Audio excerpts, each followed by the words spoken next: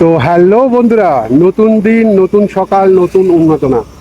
আজ রবিবার, আর রবিবার মানে একটু ঘুরতে বেরোনো। তো বেরিয়ে পড়েছি আবার। আজকে আমি রাইড করব NH-12 উপর দিয়ে। তো পরিবেশটা দুর্দান্ত, যদিও গরম রয়েছে। গত দুদিন কোনো বৃষ্টি হয়নি, তার আগের দিন বৃষ্টি হয়েছিল, ওয়েদারটা বেশ ভালো ছিল, কিন্তু গত দুদিন কিন্তু কোনো বৃষ্টি হয়নি। কিন্তু পরিবেশটা কিন্তু দুর্দান্ত। তো খুব ভালো লাগছে। এর পরিবেশে অনেক কথা হবে, অনেক গল্প হবে। সাথে থেকো, ব্লগে থেকো। গরমকালে না এই NH-12 উপর দিয়ে গেলে আমার একটা জিনিস খুব মনে হয়, আমার মনে হয় যে যেতে যেতে শিলিগুড়ির দিকে চলে যায়। কারণ গরমকালটা একটা টাইম খুব নর্থ বেঙ্গলে কাটিয়েছি। দার্জিলিং বলো, সিকিম বলো, মানে বহুত জায়গায় ঘুরেছি নর্থ বেঙ্গলে। মনে হয় যে এই রাস্তা ধরে সোজা চলে যায়। আর এখন NH-12 এত সুন্দর করে দিয়েছে, মানে রাইড করার মজাটাই যেন অন্যরকম। আর এখন বিভিন্ন রকম কারণে, সাংসারিক কারণে এখন আর হয়তো ঘুরতে সেরকম, মানে বাইরে কোথাও, অনেক দূরে কোথাও হয়তো ঘুরতে যাওয়া হয় না, কারণ সময়ের অভাব আছে, বিভিন্ন রকম সমস্যা রয়েছে। কিন্তু একটা টাইম খুব ঘুরেছি। অনেকে বলে যে ঘুরতে গেলে পয়সা লাগে, পয়সার দরকার, না হলে ঘোরা যায় না, সময়ের দরকার। সময়ের তো অবশ্যই দরকার, তবে একটা জিনিস আমার খুব মনে পড়ে, স্কুল লাইফে মা আমাকে 2 টাকা করে হাত খরচা দিত। তখন 2 টাকার দাম ছিল অবশ্য, 2 টাকা করে হাত খরচা দিত। সেই 2 টাকা আমি জমাতাম, আমি খেতাম না। মাসে মোটামুটি হয়তো 1 টাকার খেতাম বা 1.5 টাকার খেতাম, সেটা লাস্টের দিকে সেটা 5 টাকা হয়ে গেছিলো। তার মধ্যে থেকে আমি 2 টাকা 3 টাকা করে জমাতাম। জমিয়ে মাসের শেষে হয়তো 150 টাকা 200 টাকা হতো। আর বছরের শেষে হয়তো সেটা বেশ একটা বড় অ্যামাউন্ট হতো। সেই টাকা নিয়ে আমি বেরিয়ে পড়তাম। একটা টাইম খুব ঘুরেছি, মানে আমি যে পরিমাণে ঘুরেছি, মানে অল্প বয়সে হয়তো অনেকেই তোমরা ঘোরোনি। আমি নতুন নতুন জায়গা অনেক এক্সপ্লোর করেছি, বাইক নিয়ে বেরিয়ে পড়েছি, বাসে গেছি, ট্রেনে গেছি। তবে আমার বাইক রাইডটা সবথেকে ভালো লাগে, আর তারপরে সবথেকে ভালো লাগে হচ্ছে ট্রেন জার্নি। ট্রেন জার্নিটা আমার খুব সুন্দর লাগে। আর সত্যি কথা বলতে, গরমকালটা আমার একেবারেই পছন্দ না। আমার পছন্দ শীতকাল। শীত যত পড়ুক আমার খুব মজা। হ্যাঁ, ইদানিংকালে শীতকালে হয়তো আমার একটু অসুবিধা হচ্ছে, তবুও শীত পড়লে আমার কোনো অসুবিধা নেই। কিন্তু গরমকালে আমার প্রচণ্ড কষ্ট হয়, আমি গরম একদম সহ্য করতে পারি না। কিন্তু তবুও প্রত্যেকটা জিনিসের মধ্যে থেকে আমি এনজয় করি। প্রত্যেকটা জিনিসের মধ্যে থেকে আমি নেগেটিভ পয়েন্টগুলোকে বাদ দিয়ে আমি পজিটিভ পয়েন্টগুলোকে নেওয়ার চেষ্টা করি। এই যে এত পরিমাণ গরম পড়েছে, প্রচণ্ড গরম লাগছে, তার মধ্যেই কিন্তু আমি বেরিয়ে পড়েছি। তো ভালো থাকতে গেলে বেশি কিছু লাগে না। ভালো থাকতে গেলে তোমার মানসিকতাগুলোকে ঠিক করো, তুমি নিজেকে ভালোবাসো, দেখো তুমি অটোমেটিক্যালি ভালো ভালো থাকবে। ভালো কেউ কাউকে রাখতে পারে না। তুমি যদি ভাবো যে আমাকে কেউ ভালো রাখবে, এটা ভুল। তোমাকে নিজেকে ভালো রাখতে হবে। এখনকার যা সময় মানে চলছে, বা যা সময় পড়েছে, তাতে কেউ কাউকে ভালো রাখতে পারবে না। ভালো রাখার মূল উদ্দেশ্য হচ্ছে, ভালো রাখার মূল মাধ্যম হচ্ছে তুমি যদি নিজে ভালো রাখতে পারো, তাহলে তুমি নিজেও ভালো থাকবে, প্লাস তোমার আশেপাশে যত মানুষ আছে সবাই কিন্তু ভালো থাকবে। তোমরা দেখতে পাচ্ছ কিনা জানি না, দেখো এদিকে গ্রিন লাইনের গাড়ি আসছে। আমার খুব ফেভারিট একখানা এক্সপ্রেস আর কি, ভলভো। না, এটা হচ্ছে ওয়েস্ট বেঙ্গল ট্রান্সপোর্ট কর্পোরেশন, এটা আলাদা, এটা গ্রিন লাইন নয়। তো যাই হোক বন্ধুরা, যেটা বলছিলাম, যে যখন বোরিং লাগবে, যখন ভালো লাগবে না, তখন বেরিয়ে পড়তে হবে। কাউকে নিয়ে বেরিয়ে পড়তে হবে, হয় একা বেরিয়ে পড়তে হবে, না হয় কাউকে নিয়ে বেরিয়ে পড়তে হবে। আর এদিকে রয়েছে বাহাদুরপুর ফরেস্ট, আর সামনে লেখা রয়েছে, দেখতে পাচ্ছ কিনা জানি না, ডালখোলা 336 কিলোমিটার, মালদা 210, বহরমপুর 84। সময় থাকলে সত্যি কথা বলতে বাইক নিয়ে বহুত দূরে চলে যাওয়া যায়, সময়টাই হচ্ছে মেন ব্যাপার। নাহলে বাইক রাইড করতে আমার খুব ভালো লাগে। আমার এখনও ক্ষমতা আছে, আমি বাইক রাইড করে 500-600 কিলোমিটার চলে যেতে পারবো। কারণ আমি লাস্ট এই বাইকটা যখন কিনেছি, তারপরে কিন্তু আমি বাইক নিয়ে মোটামুটি 250 কিলোমিটার মতো রাইড করেছি, তাও ডবলে, আমি সিঙ্গেলে নয়। কিন্তু ওই যে মেন ব্যাপার, সংসার লাইফে ঢুকে গেলে সময়টা বড্ড অভাব পড়ে যায়, সময়টাই হচ্ছে মেন। আরেকটা বিষয় তোমাদেরকে না বললেই না, সেটা হচ্ছে তোমাদেরকে অসংখ্য ধন্যবাদ। গুটি গুটি পায়ে চলতে চলতে আমার এই অ্যাকাউন্টটা, আমার এই পেজটা 16K কমপ্লিট হলো আজ। তো তার জন্য মন মেজাজটা বেশ ভালো আছে। আর তোমরা যে পরিমাণ ভালোবাসা আমাকে দিচ্ছ, যে পরিমাণ আমার ভিডিওগুলো তোমরা যে পরিমাণে পছন্দ করছো, তাতে আমার খুব ভালো লাগছে। আমি সারাদিন খুব ব্যস্ততার মধ্যে কাটাই, তার মধ্যে থেকেও সকাল সন্ধ্যে বা ছুটির দিনগুলো সময় করে আমি ভিডিও বানাই। এবং যেসব ভিডিওগুলো আমি বানাই, সেই ভিডিওগুলো খুব একটা ইজি ভিডিও নয়।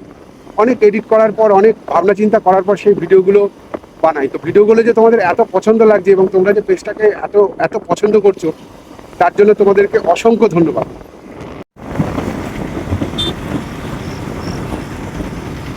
আর একটা কথা না বললেই না, সেটা হচ্ছে তোমরা, আমি রাস্তা দিয়ে বেরোলে তোমাদের অনেককে দেখছি যে তোমরা হেলমেট ছাড়া বাইক বেশ স্পিডে চালাচ্ছ, বাইক নিয়ে চলে যাচ্ছ। এটা কিন্তু করো না। বাইক চালানোর সময় সেফটি হচ্ছে মাস্ট। বাইক চালানোর সময় সবসময় হেলমেট ইউজ করবে। আর আমরা জানি যে আমাদের নতুন সরকার এসেছে এবং সেই সরকার কিন্তু এইসব বিষয়ে খুব কড়া পদক্ষেপ নিচ্ছে। তো পুলিশে ধরলে কিন্তু একটা বড় অ্যামাউন্টের ফাইনও করে দিতে পারে। আর শুধু ফাইনের বিষয় না, মেন ব্যাপার হচ্ছে নিজের সেফটির জন্য কিন্তু হেলমেট পরাটা অবশ্যই জরুরি।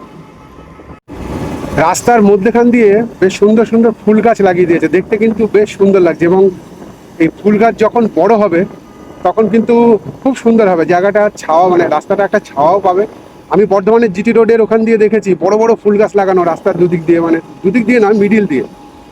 তো তাতে কিন্তু মানে ভালো একটা ছাওয়া তৈরি হয় এবং এই হাই রোডে কিন্তু ছাওয়া খুব দরকার। আর এই দেখো বলতে বলতে আমি চলে এসেছি চৌগাছা।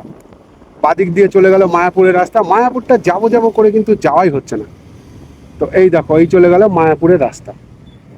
কালকে আমি একটা ভিডিও করেছিলাম আর আজকেও সেম কথাই বলছি যে প্রফেশনাল লাইফে ঢুকে গেছি। প্রফেশনাল লাইফ বলতে ফ্যামিলি ম্যান প্লাস তার সাথে সাথে একটা কর্মেরও জায়গা আছে, কর্ম করে খেতে হয়। তো টানা 5-6 দিন কাজ করার পর একদিনের এই ছুটি, এর যেন মজাটাই একটা আলাদা। এবং সেই ছুটির দিনটাকে আমি কমপ্লিটলি এনজয় করার চেষ্টা করি আমার মতো করে। আমার যেটা ভালো লাগে আমি সেইটাই করার চেষ্টা করি। তো তোমরাও সেটাই করবে, ছুটির দিনটাকে কমপ্লিটলি উপভোগ করার চেষ্টা করে।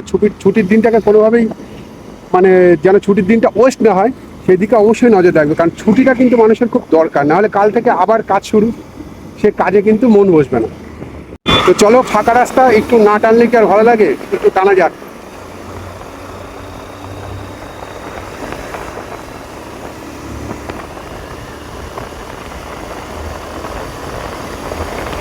ও কি সুন্দর হাওয়া! এরকম রাস্তা পেলে গাড়ি 70-80-তে টানার কোনো অসুবিধা নেই।